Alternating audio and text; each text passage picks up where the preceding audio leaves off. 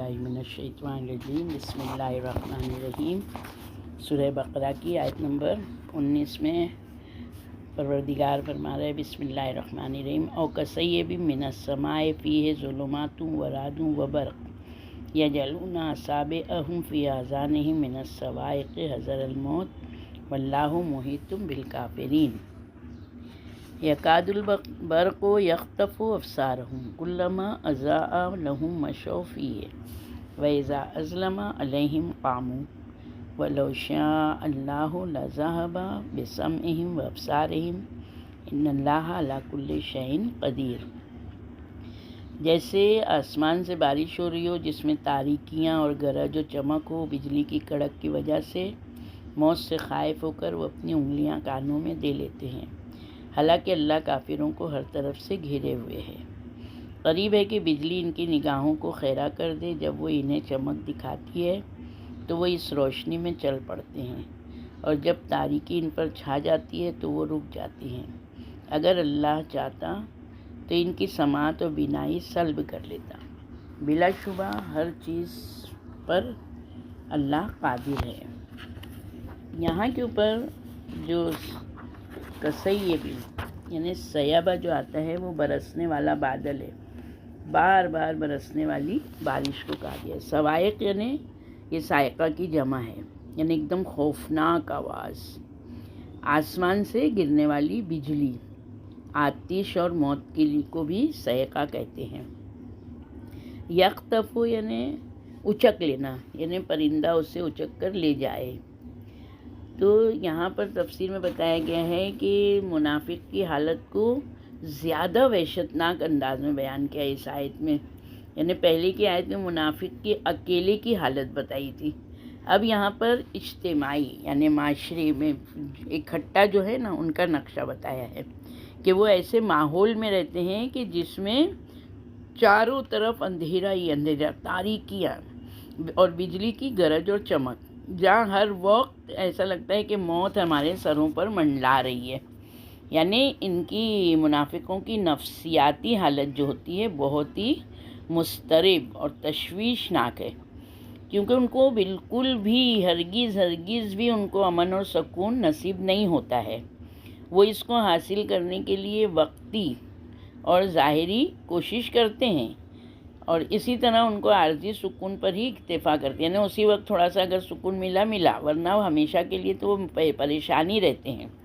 وہ ذہنی اضطراب سے بچنے کے لیے جیسے بہت زور سے آواز آتی ہے تو انسان کیا کرتا ہے، کانوں میں انگلیاں ڈال لیتا ہے۔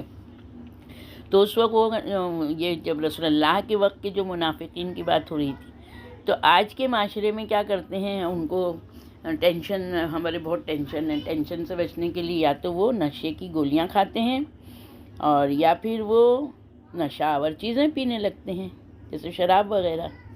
اور قرآن جو ہے یہ حیات آفرین یعنی زندگی کو کامیاب بنانے والا اور زندگی کے قانون کو بنانے والا، یہ جو ہے تو یہ مومن کی فکری اور شعوری تربیت کرتا ہے، تاکہ مومن اپنے ارد گرد کے جو لوگ ہیں ان کی جو روش ہے تو اس کو دیکھے کہ منافقین کی نفسیاتی پریشانی، ذہنی اضطراب، اخلاقی پستی، ان کے عزم جو ان کے ارادے بہت برے ہیں، تو یہ بتایا جا رہا ہے کہ دیکھو یہ لوگ اللہ اور مومنین کو دھوکہ دیتے ہیں، ان کے دل مریض ہیں، یہ معاشرتی اصلاح کی آڑ میں، یعنی یہ جو سوچتے ہیں کہ ہم معاشرے میں اصلاح کر رہے ہیں مگر یہ اجتماعی فساد پھیلاتے ہیں۔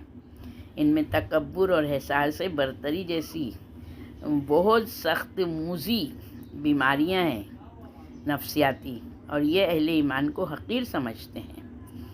تو نزول وحی کو منافقین اپنی موت تصور کرتے تھے، یعنی حذر الموت، جب وحی آتی تھی رسول اللہ پر تو یہ ڈرتے تھے کہ ان کو ایسا لگتا تھا کہ یہ جو ہماری ظاہری خوشی ہے، جو ہم کو سکون ملا ہے، تو ایسا نہ ہو کہ مومن کو ہمیشہ اپنی اس ازلی خفیہ دشمن سے، یعنی یہاں پر بتایا کہ وہ منافق جو ہوتے ہیں نا تو اتنے ڈرے ہوتے تھے کہ کہیں رسول اللہ پہ کوئی ایسی وحی نازل نہ ہو جائے کہ یہ منافق ہے اور ان کے اوپر مومن سے کہو کہ حملہ کر دے، تو یہ ہمیشہ ڈرے ڈرے ہی رہتے تھے کہ کہیں کوئی ایسی آیت نہ آ جائے.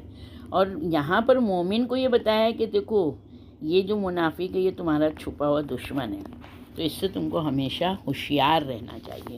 یعنی ہم لوگ جو ہیں، جیسے اللہ نے کیا کہا، شیطان تمہارا کھلا ہوا دشمن ہے، تو ہم کو شیطان دکھائی نہیں دے رہا ہے، مگر آیتیں بہت زیادہ، حدیثیں پوری طرح سے واضح کر رہی ہیں کہ جب بھی کوئی برا خیال آئے تو سمجھ لیں کہ یہ شیطانی وسواس ہے، ہم کو اس سے ہمیشہ بچ کے رہنا ہے. پھر جو آیت بتا رہی ہے، یہ آیت نے جو بتایا ہے کہ آیت نمبر 20 ختم ہی ہوتی ہے، ان اللہ علی کل شیء قدیر. تو یہ آیت جو بتا رہی ہے کہ بے شک اللہ ہر چیز پر قدرت رکھنے والا ہے، یعنی کوئی بھی چیز اللہ کو عاجز نہیں کر سکتی ہے. کوئی بھی چیز کتنی بھی بڑی ہو، کتنی بھی پیچیدہ ہو، مگر اللہ کو وہ اللہ کے آگے نہیں جا سکتی ہے. کتاب التوحید میں 10ویں امام علی نقی علیہ السلام سے ایک بہت لمبی حدیث ہے، تو اس میں یعنی بہت ساری باتیں اس میں ہیں. تو اس میں یہ بتایا کہ جب تم ان اللہ علی کل شیء قدیر کہتے ہو، امام کہہ رہے ہیں، تو تم اس بات کی خبر دیتے ہو کہ اللہ کو کوئی چیز عاجز نہیں کر سکتی. ان الفاظ کے ذریعے سے تم خدا سے عاجزی کی نفی کرتے ہو اور غیر اللہ کو عاجز ثابت کریں. جو اللہ کے علاوہ جو بھی چیزیں ہیں وہ سب محتاج ہیں، وہ سب عاجز ہیں. کس کی محتاج ہیں؟ اللہ کی محتاج ہیں.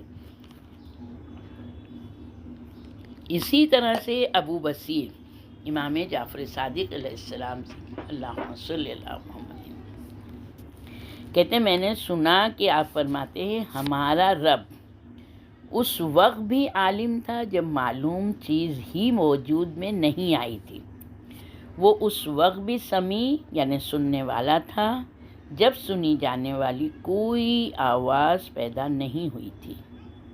وہ اس وقت بھی بصیر یعنی دیکھنے والا تھا جب دکھائی دینے والی کوئی چیز ابھی خلق ہی نہیں ہوئی تھی.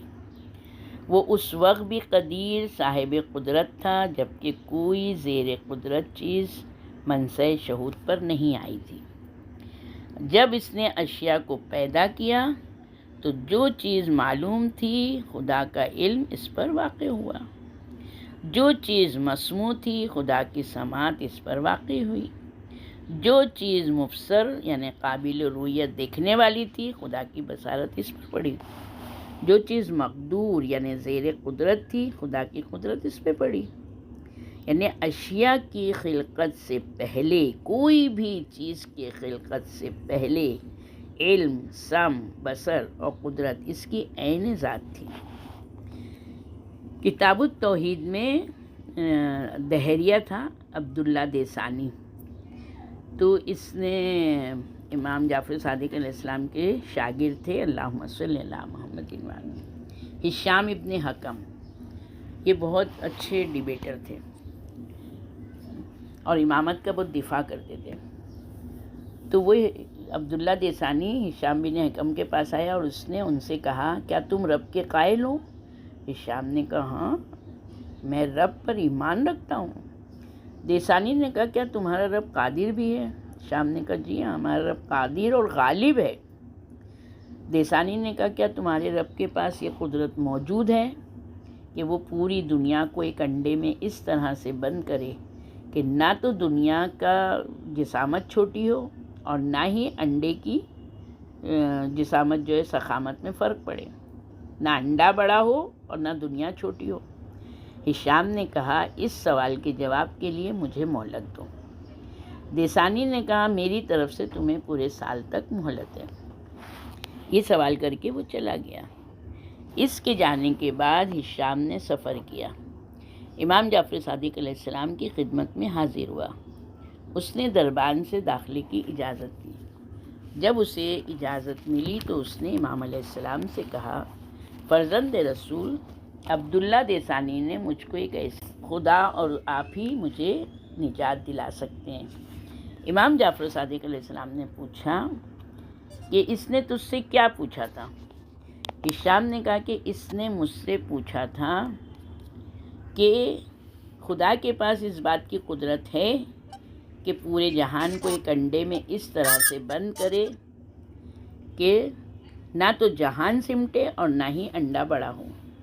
امام جعفر صادق علیہ السلام نے فرمایا، ہشام تمہارے حواس کتنے ہیں؟ ہشام نے کہا مولا 5 ہے، حصے اعضاء 5 ہے، ہم سب جانتے ہیں، آنکھ، ناک، کان، زبان، جلد، 5 حصے اعضاء ہیں۔ ان کو حواس خمسہ کہتے ہیں اردو میں۔ اردو والے جو ہیں وہ لوگ جانتے ہیں کہ حواس خمسہ کیا ہے۔ تو آنکھ، ناک، کان، زبان، جلد۔ ہشام نے کہا مولا 5۔ امام علیہ السلام نے کہا ان میں سب سے چھوٹا حصہ کون سا ہے؟ ہشام نے کہا کہ آنکھ سب سے چھوٹی ہے۔ تو امام نے کہا آنکھ میں نگاہ کتنی بڑی ہوتی ہے، یعنی آنکھ اتنی بڑی ہے مگر دیکھتے ہیں جو چیز وہ کتنی بڑی ہے؟ تو ہشام نے کہا کہ مسور کے دانے کے برابر یا اس سے بھی چھوٹی۔ تو امام علیہ السلام نے کہا کہ اب ذرا نظر اٹھا کر اپنے آگے پیچھے اوپر دیکھو اور دیکھ کر بتاؤ کہ تم نے اس سے کیا کچھ دیکھا ہے۔ ہشام نے کہا مولا مجھے اس سے زمین، آسمان، مکانات، محل، پہاڑ، دریا دکھائی دیتے ہیں۔ امام علیہ السلام نے فرمایا جو ذات اتنے بڑے اجسام کو یعنی اتنی بڑی چیزوں کو ایک ننھے سے ادسا یعنی چھوٹا سا جو مسور کے دانے کے برابر ہے یا اس سے چھوٹا ہے، اتنے بڑے آسمان کو دکھا سکتا ہے، داخل کر سکتا ہے، تو وہ چاہے تو پوری کائنات کو ایک انڈے میں اس طرح سے داخل کر سکتی ہے کہ نہ تو کائنات چھوٹی ہو اور نہ ہی انڈا بڑا ہو۔ جب ہشام نے امام کا جواب سنا تو اس نے جھک کر آپ کے سر کو، ہاتھ کو، پاؤں کو بوسا دیا۔ وہ کہا فرزند رسول اب مجھے جواب مل گیا ہے۔ یہ ایسے سوالات اکثر اماموں کے پاس آئے ہیں، جیسے کہ کتاب التوحید میں ہی ہے۔ اگر ہم لوگ کو توحید پڑھنا ہے تو ہم لوگ کو کتاب التوحید پڑھنا ہے۔ امام جعفر صادق علیہ السلام سے ہی منقول ہے کہ آپ نے فرمایا کہ ابلیس نے حضرت عیسیٰ علیہ السلام سے کہا تھا کہ آپ کا رب زمین کو ایک انڈے میں اس طرح سے داخل کر سکتا ہے کہ نہ تو زمین چھوٹی ہو اور نہ ہی انڈا بڑا ہو۔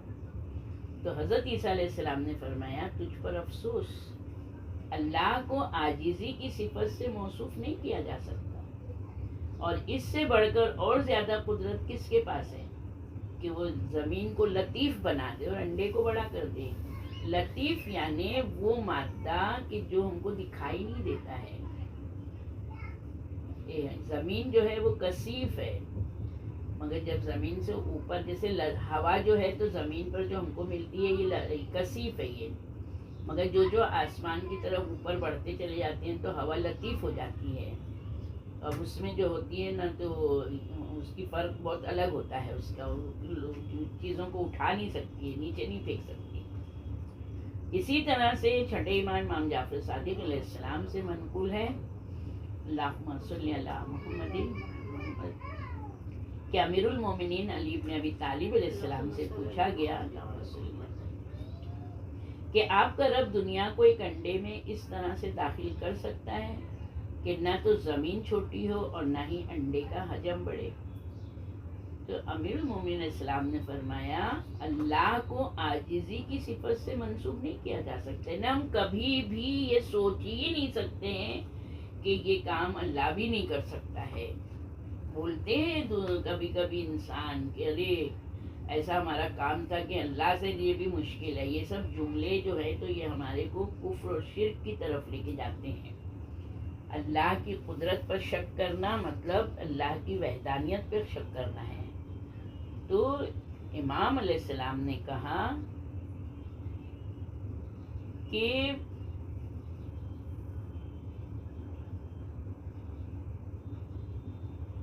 جو کچھ تو نے پوچھا ہے ایسا کبھی نہیں ہوگا، یعنی امام نے کہا کہ تو یہ نہیں سوچ سکتا ہے کہ انڈا جو ہے تو بڑا نہیں ہوئے اور زمین چھوٹی ہوئے، اللہ چاہے تو وہ کچھ بھی کر سکتا ہے۔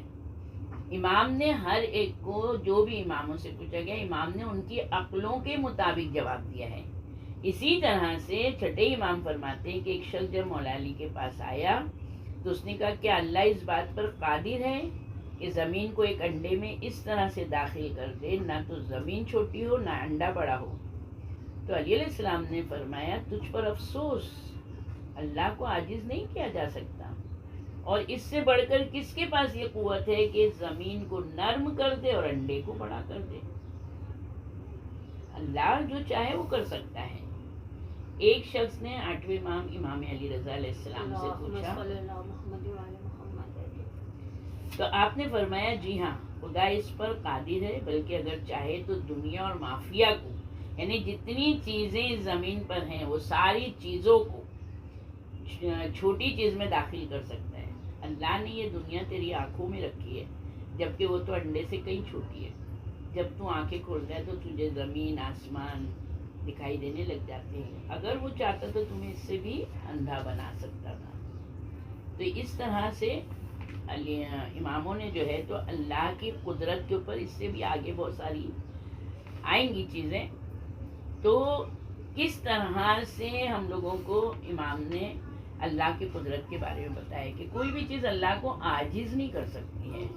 اللہ ہر ایک چیز پر قدرت رکھتا ہے. آج ہم لوگ تھوڑا سا چھٹے امام جعفر صادق علیہ السلام کا ہے محمدین وآل محمد، تو ہم لوگ دیکھیں گے کہ امام کی زندگی میں کس طرح سے اماموں کو موقع ملتا گیا، اور امام نے کس طرح سے اپنے اللہ کے مشن کو جاری و ساری رکھا. تو ہم لوگ جو ہے تو آج ہم لوگ کی آیت نمبر 20 تک ہوئی ہے. ہم اگر اس پہ توجہ کریں تو آج چھٹے امام جعفر صادق علیہ السلام اللہم صلی علی محمد وآل محمد کہ ہم سب جانتے ہیں کہ اپنے شیعوں میں انہیں شیعہ لفظ کب آیا ہوگا. شیعہ لفظ کب آیا؟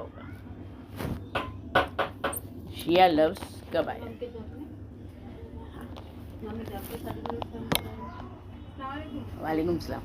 لفظ شیعہ جو ہے نا، ابراہیم علیہ السلام نے کہا کہ اللہ مجھے ان کے شیعوں میں داخل کر دے.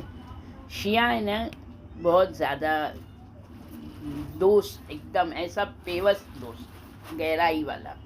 تو جناب ابراہیم علیہ السلام نے خواہش کی تھی کہ پروردگارہ مجھے محمد آل محمد کے شیعوں میں.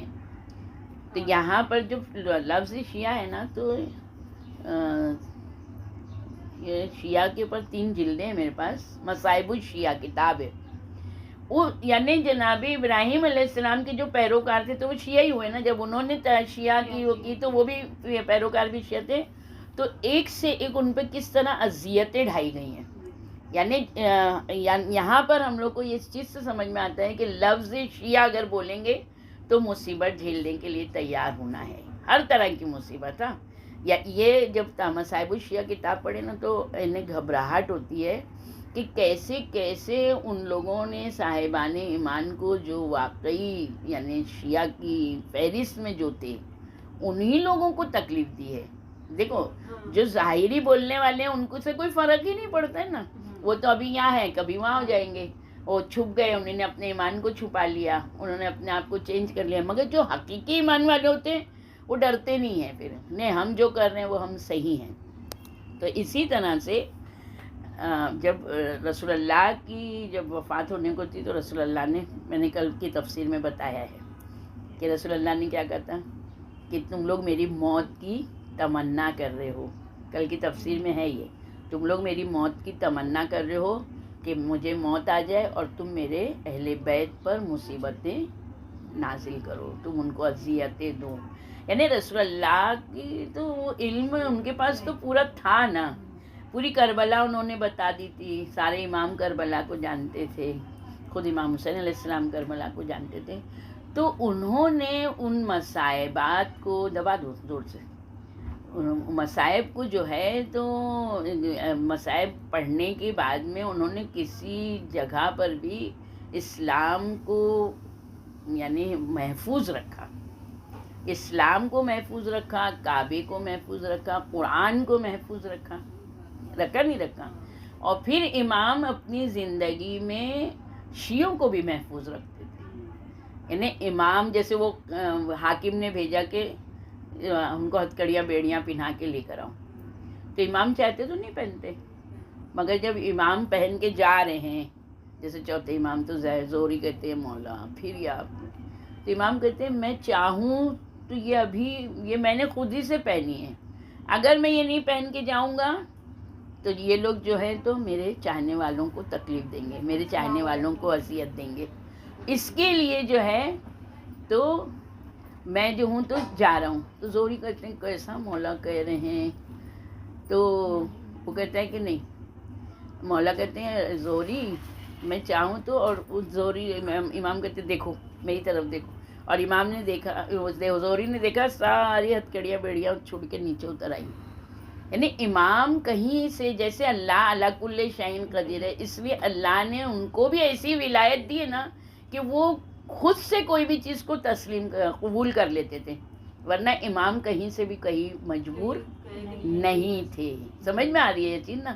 یہ چیز کو ہم لوگ ہمیشہ دھیان میں رکھیں کہ جو بھی امام پر مصیبت آتی ہے تو امام جو ہے تو کیونکہ امام کو مصلحت پتہ ہے، امام کو مصلحت پتہ ہے، تو امام اس کے آگے کبھی نہیں جا سکتے ہیں. اور امام اب یہاں کے اوپر ہم لوگ آج جو ہم لوگ ایک فکر لیتے ہیں تو یہ چیز کی ہے فکر ہم لوگ کی کہ علیکم السلام، یہ جو ہے تو بسم اللہ الرحمن الرحیم، یعنی کہ میں نے ابھی تم لوگوں کو کیا بتایا کہ امام کا، کہ امام ہے نا کوئی بھی چیز.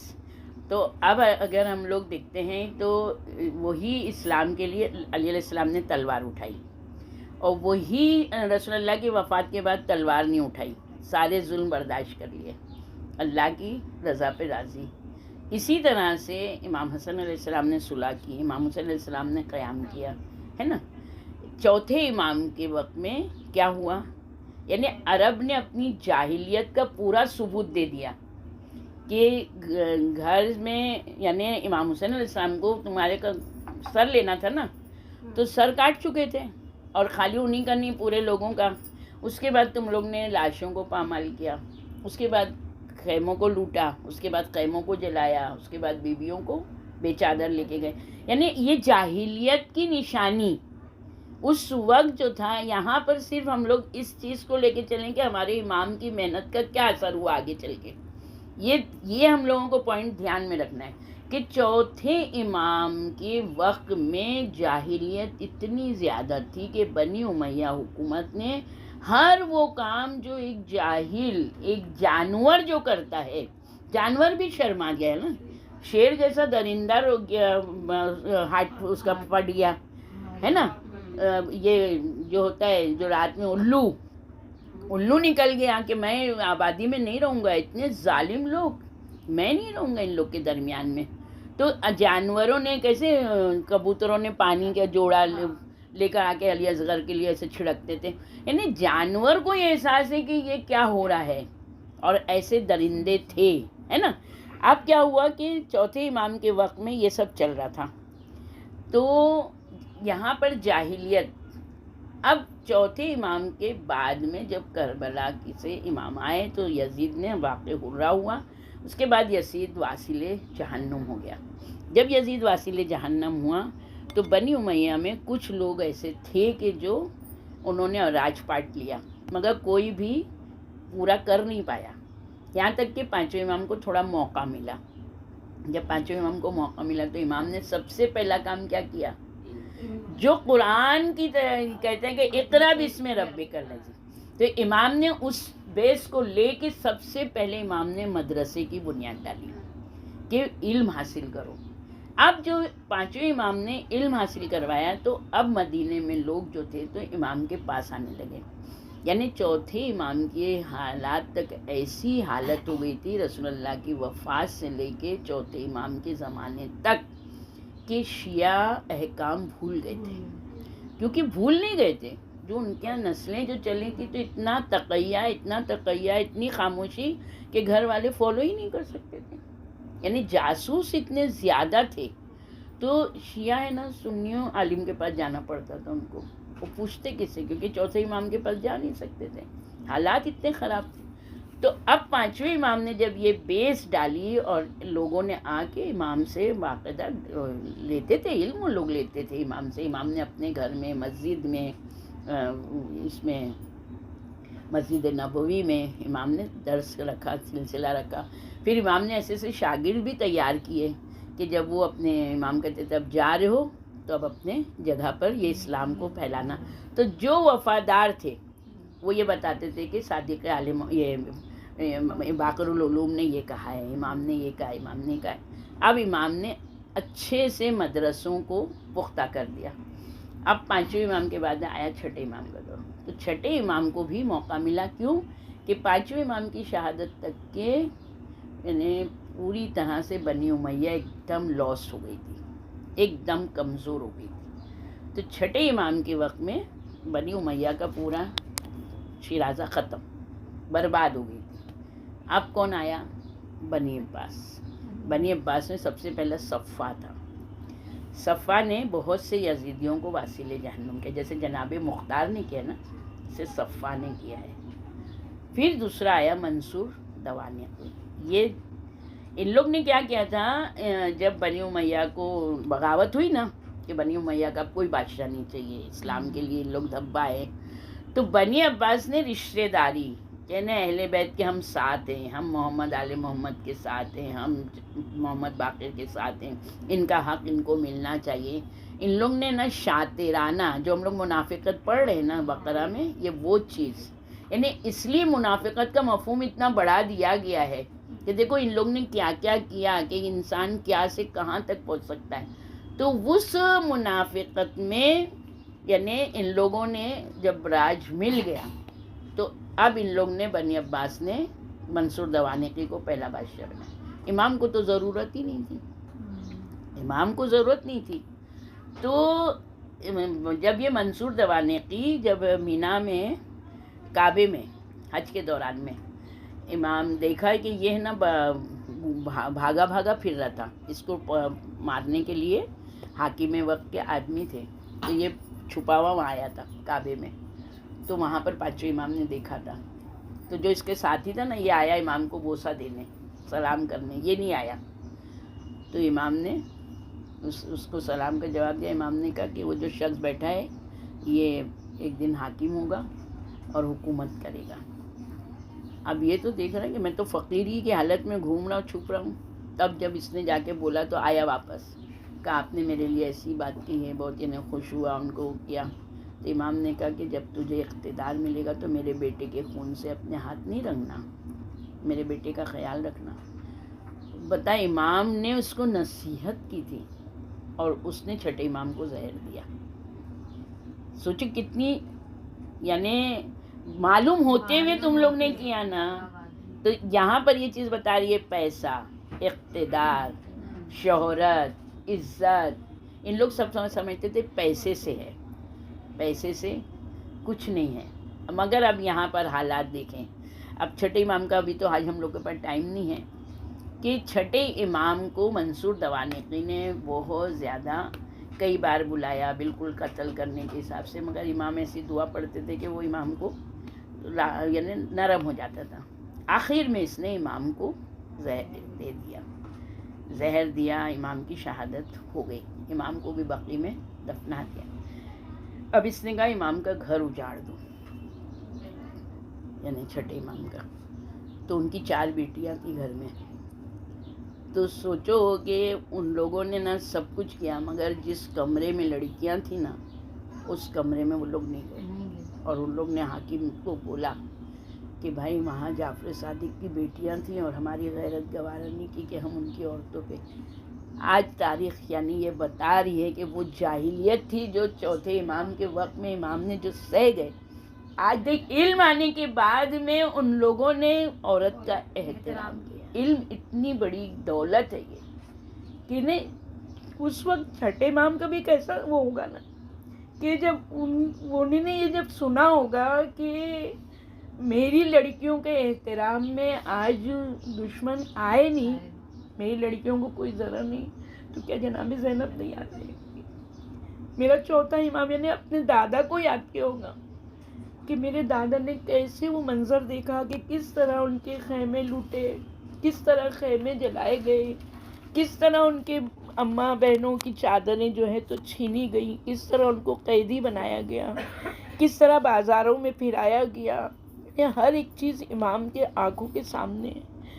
تو امام یعنی یہاں پر یہ چیز ہے کہ انسان اگر علم